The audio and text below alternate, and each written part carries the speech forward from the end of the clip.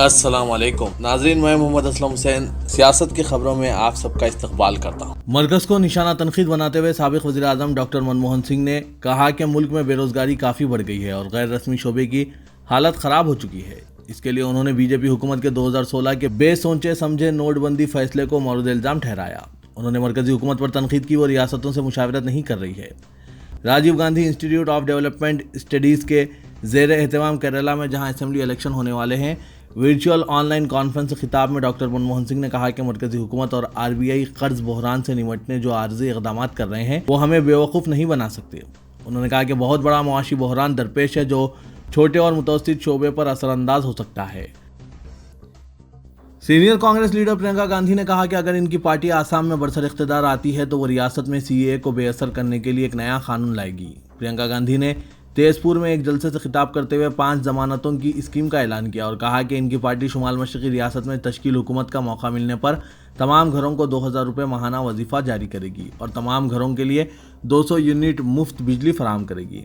آل India Congress committee کی general secretary نے جو ریاست کے 2 روزہ دورے پر ہیں، یہ بھی دعویٰ کیا کہ ان کی پارٹی چائے کے باغات میں کام کرنے والے مزدوروں کی روزانہ اجرت موجودہ 166 روپے سے بڑھا کر 365 روپے کر دے گی اور نوجوانوں کو کم از کم 25,000 سرکاری ملازمتیں فراہم کرے گی۔ پرینکا نے کہا کہ بی جے پی نے آسام کے عوام کو دھوکہ دیا ہے جس نے 5 سال قبل 25 لاکھ نوکریوں کا وعدہ کیا تھا لیکن اس کے بدلے سی اے اے دیا۔ ہماری پارٹی کھوکھلے وعدے نہیں کر رہی ہے بلکہ ضمانت دے رہی ہے۔ زرعی قوانین کے خلاف احتجاج کی قیادت کرنے والا مشترکہ کسان مورچہ ان ریاستوں میں جہاں انتخابات ہونے والے ہیں اپنے قائدین کو روانہ کرے گا تاکہ وہ وہاں کے کسانوں سے اپیل کریں کہ اسمبلی انتخابات میں بی جے پی کو شکست دی جائے۔ مورچے کے قائدین نے یہ بات بتائی۔ احتجاجی کسان 6 مارچ کو کے ایم پی ایکسپریس وے کو بھی بلاک کریں گے۔ دہلی کی سرحدوں پر زرعی قوانین کے خلاف احتجاج کے 100 دن کی تکمیل پر یہ احتجاج کیا جائے گا۔ مورچے کے لیڈر یوگیندر یادو نے کہا کہ ایکسپریس وے 6 مارچ کو دن کے 11 بجے سے 5 گھنٹوں تک کے لیے مختلف پوائنٹس پر بند کر دی جائے گی۔ انہوں نے کہا کہ کسان مورچے کے قائدین 12 مارچ کو کولکتہ میں ایک جلسہ عام منعقد کریں گے اور ان ریاستوں میں جہاں انتخابات ہونے والے ہیں وہاں کے کسانوں سے اپیل کریں گے کہ وہ بی جے پی کو سزا دیں۔ کانگریس لیڈر راہل گاندھی نے آج ایک اہم ترین بیان دیتے ہوئے کہا کہ سابق وزیر اعظم اندرا گاندھی کی جانب سے ایمرجنسی کا نفاذ فاسٹ غلطی تھی اور اس دور میں جو کچھ ہوا یقینی غلطی تھی۔ آج کل جو سیاسی ماحول ملک میں پیدا ہوا ہے اس کا تقابل ماضی کی ایمرجنسی سے نہیں کیا جا سکتا۔ کانگریس نے اپنی تاریخ میں کبھی بھی ملک کے ادارہ جاتی ڈھانچے پر قبضہ کرنے کی کوشش نہیں کی۔ اتر پردیش کے وزیر اعلیٰ یوگی آدتیہ ناتھ نے مغربی بنگال میں انتخابی ریلی سے خطاب کرتے ہوئے خطرناک انداز میں زہر افشانی کی ہے۔ چیف منسٹر مغربی بنگال ممتا بنرجی کو خواتین کی حفاظت کے مسئلے پر تنقید کا نشانہ بناتے ہوئے یوگی نے کہا کہ ریاست میں لو جہاد اور گائے کی اسمگلنگ کے بے شمار واقعات پیش آ رہے ہیں۔ ٹی ایم سی حکومت خوشامد کی پالیسی پر عمل کرتے ہوئے قومی سلامتی کو خطرے میں ڈال رہی ہے۔ یوگی کے اس بیان پر سخت رد عمل ظاہر کرتے ہوئے ترنمول کانگریس نے کہا کہ مغربی بنگال کو اتر پردیش کے چیف منسٹر کی لا اینڈ آرڈر کے مسئلے پر نصیحت کی کوئی ضرورت نہیں ہے۔ اتر پردیش میں خواتین کے خلاف جرائم کے تناسب میں ریکارڈ اضافہ ہوا ہے۔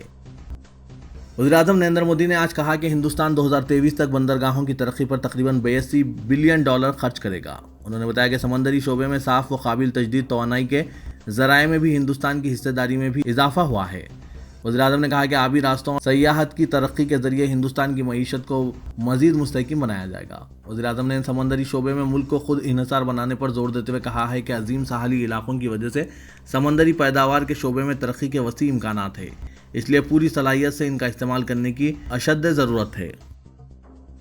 مرکزی وزیر صحت ہرش وردھن اور ان کی اہلیہ نے دہلی ہارٹ اینڈ انسٹی ٹیوٹ میں آج کووڈ-19 کے لیے تیار کردہ کو ویکسین کا ٹیکہ لیا۔ ملک میں 60 سال سے زیادہ عمر کے افراد کے لیے ٹیکہ اندازی مہم شروع کر دی گئی ہے جبکہ 45 سے 59 برس کے افراد کے لیے بھی مخصوص معاملات میں ٹیکہ دیا جا رہا ہے۔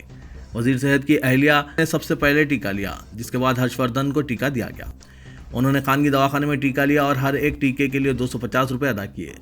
نصف گھنٹہ انہیں نگرانی میں رکھنے کے بعد گھر جانے کی اجازت دی گئی۔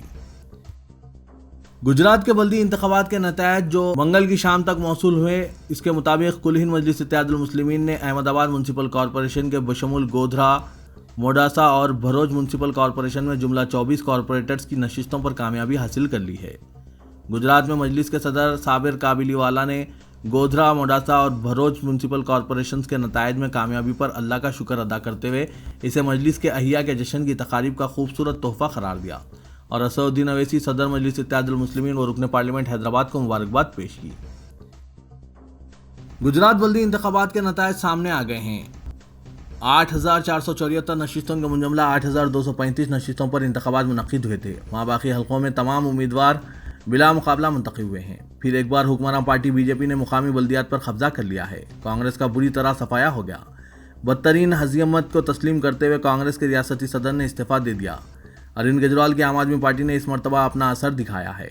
इससे 16 नशिस्तें मिल रही है। नगर पालिका, तालुका पंचायत और डिस्ट्रिक्ट पंचायत इंतखाबात के नतायज से वाज़ेह होता है कि गुजरात रियासत अब सिर्फ बीजेपी की मिल्कियत बन गई है।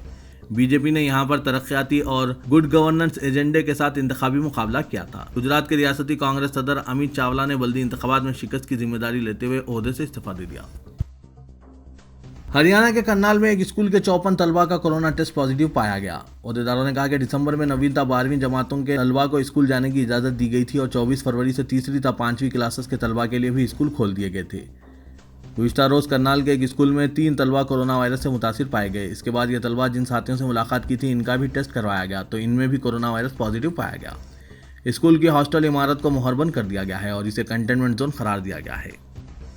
सैकड़ों यूथ कांग्रेस कारकुनों ने पकवान गैस, पेट्रोल और डीजल की कीमतों में इजाफे के खिलाफ नई दिल्ली में मरकजी वजारत पेट्रोलियम के रूबरू एहतजाज किया। उन्होंने कहा कि अवाम महंगाई से शदीद मुतासिर हुए हैं जबकि हुकूमत तकब्बुर का मुजाहरा कर रही है। यूथ कांग्रेस के कौमी सदर और दीगर कई सीनियर कायदीन की ज़रिए क़यादत यूथ कांग्रेस कारकुन शास्त्री भवन पर जमा हुए। उन्होंने पकवान गैस सिलेंडर्स के प्लेकार्ड्स और दीगर कई पोस्टर्स उठा रखे थे। दिल्ली पुलिस ने कारकुनों को हिरासत में ले लिया जो शास्त्री भवन के बाहर नस्ब करदा रुकावटों पर चढ़ने की कोशिश कर रहे थे। दहली फ़िरक़ावाराना फसादात साजिशी केस के सिलसिले में दहली कोर्ट ने JNU के साबिक़ स्टूडेंट उमर खालिद के बशमूल 18 मुलज़िमीन पर दहली की अदालत में चार्जशीट पेश की है। मुलज़िमीन पर मुल्क से गद्दारी और 2 फ़िरक़ों के दरमियान दुश्मनी के जज्बात भड़काने और दीगर संगीन इल्ज़ामात से मुतालिक ताज़ीरात हिंद की दफ़ात 124 ए, 153 ए, 109 और 120 बी के तहत मुकदमात दर्ज किए गए हैं। एडिशनल सेशन जज ने चार्जशीट को समाअत के लिए कबूल कर लिया। अदालत ने पुलिस की सरजनिश करते हुए कहा कि मुकदमे की समाअत शुरू होने से पहले ही चार्जशीट के मीडिया में अफशां किए गए जो कि संगीन जुर्म है। उमर खालिद ने अदालत की कार्रवाई के दौरान मीडिया ट्रायल का मसला उठाया। उन्होंने कहा कि बाद मीडिया के घराने इनके और दीगर मुलज़िमीन के खिलाफ घिनौनी मुहिम चला रहे हैं। इसके जवाब में फाजिल जज ने कहा कि इस वाक़े की रिपोर्टिंग करने की आज़ादी मीडिया को हासिल है लेकिन मीडिया को मोहतात रवैया इख्तियार करना चाहिए। सऊदी अरब के वज़ीर सेहत डॉक्टर तौफीक अरबिया ने कहा कि आज़मीन हज के लिए कोरोना वैक्सीन लगाना लाजमी करार दिया जाएगा। अखबार अकाज़ में बताया गया है कि वज़ीर सेहत ने एक बयान में कहा कि मक्का मुकर्रमा और मदीना मुनव्वरा में हुक्काम को हज सीज़न से पहले सेहत के शोबे में मुनासिब इफ़रादी क़ुव्वत तैयार करने की ज़रूरत है। इसकी बुनियाद पर ही आज़मीन हज को कोरोना वैक्सीन लगाना लाजमी करार दिया जाएगा। तेलंगाना में ग्रेजुएट ज़ुमरे की 2 कौंसल नशिस्तों के इंतखाबात के लिए 2 हफ्ते बाकी हैं और तमाम अहम सियासी जमातों ने कामयाबी के लिए अपनी ताकत झोंक दी है। हैदराबाद, रंगारेड्डी, महबूबनगर और वरंगल, खम्मम, नलगुंडा नशिस्तों के लिए 14 मार्च को रायदही मुकर्रर है। कौंसल के इंतखाबात के सिलसिले में साबिक़ में कभी भी इस तरह की सरगर्मियाँ नहीं देखी गई जो इस मरतबा जारी है। एक तरफ राय दहिंदों की तादाद में इजाफा हुआ है तो दूसरी तरफ TRS, BJP, कांग्रेस और तेलुगु देशम के अलावा बाज़ मजबूत आज़ाद उम्मीदवारों ने आम इंतखाबात की तरह अपनी मुहिम जारी रखे हुए हैं।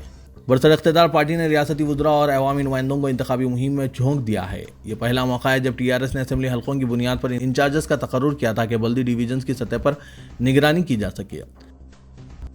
वज़ीर आला तेलंगाना के चंद्रशेखर राव गुज़िश्ता 1 माह से काफ़ी सरगर्म हो गए हैं। असेंबली हलके दोबाग और GHMC इंतखाबात में पार्टी के नाक़िस मुजाहरे के बाद KCR ने खुद मोर्चा संभाल लिया है। दोबाग असेंबली इंतखाबात की जिम्मेदारी TRS में चाणक्य तस्वुर किए जाने वाले हरीश राव को सौंपी गई थी जहाँ BJP ने कामयाबी हासिल की। GHMC इंतखाबात की जिम्मेदारी वर्किंग सदर KTR को सौंपी गई थी। दोनों में TRS को तौक़े के मुताबिक कामयाबी हासिल ना हुई और 2 ग्रेजुएट हलकों के कौंसल इंतखाबात और नागार्जुना सागर असेंबली ज़मनी इंतखाबात के लिए सरबराह TRS और चीफ मिनिस्टर KCR खुद काफ़ी सरगर्म हो गए हैं। रियासत में कोरोना टीका अंदाजी मराकिज़ पर आज टीके के हुसूल के लिए पहुँचने वालों की तादाद में इजाफा देखा गया और वेबसाइट पर रजिस्ट्रेशन करवाने वालों की तादाद में भी इजाफा हुआ है। दोनों शहरों में महकमा सेहत की जानिब से 12 टीका अंदाजी के मराकिज़ कायम किए गए हैं जहां 60 साल से ज़ायद के अलावा 45 से 62 साल के ऐसे मरीज़ जो मुख्तलिफ अमराज का शिकार हैं इन्हें टीका अंदाजी शुरू की गई है।